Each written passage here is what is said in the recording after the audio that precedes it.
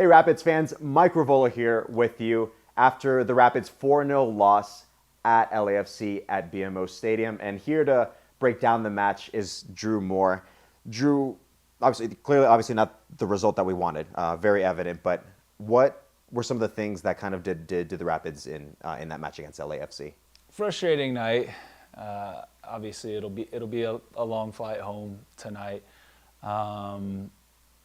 Didn't start the game well, right? And I think you go to the defending MLS Cup champs, LAFC, and little mistakes are going to get punished against teams like this. You have Bouanga, you have Vela, you have Ilie Sanchez. You know, I thought the Rapids were a little loose in possession at times in crucial spots and lost the ball. And just weren't switched on defensively as well as I would have liked, and you're going to get punished for that, and so you find yourself down in a 3-0 hole 30 minutes into the game, and it's an uphill battle from there. And I think, you know, there's no real excuses. Obviously, you lose your captain and goalkeeper, you know, who has surgery less than 24 hours before kickoff of this game is you know, a kick in the teeth, but it's the little mistakes against a good side like LAFC that are going to punish you.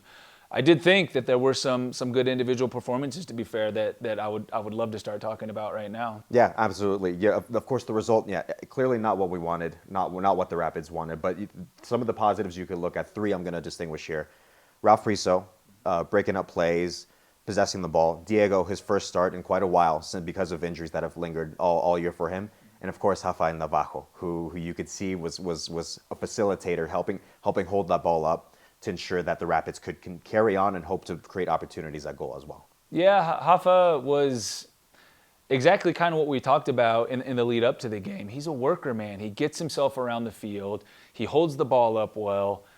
He gets in good spots defensively, and he's active, and he comes alive in the box. And we didn't see him in as many dangerous positions as I would have liked to have seen him tonight, but you saw his potential. You saw what he can be, and I think he and Diego Rubio, who wasn't as sharp tonight as you know, I think Rapids fans would have liked, but to have him back on the field, to get 75 minutes under his belt, he was still a thorn in LAFC's side, like you expect him to be against you know, the opponents that he plays against. But that link up there had signs tonight, and Rafa is going to be judged on how many goals he scores first and foremost as a number 9, of course. But his hold-up play, his work rate, just occupying the other team's center backs was great to see. And Diego Rubio is going to get himself going, and I think he's going to like having Rafa up there with him.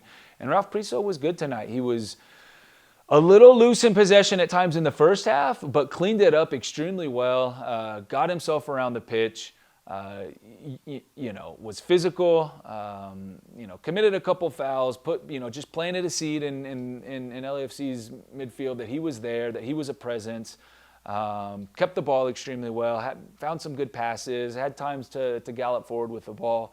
Those 3 guys stood out to me tonight. And again, a performance that overall not good enough and frustrating. You did have some performances from Priso, Diego Rubio, and Rafael Navarro that I'd love to see from those 3 guys moving forward. Yeah, for sure. Of course, the players, they don't need anyone to tell them that they felt they weren't up to par. But of course, the positive side of it, you know, looking with those performances that we looked at, that some building blocks. You have to be able to look at some of those positives and be able to build off that, especially with what's left of the MLS season. So with that, there you have it, Rapids fans, with Drew.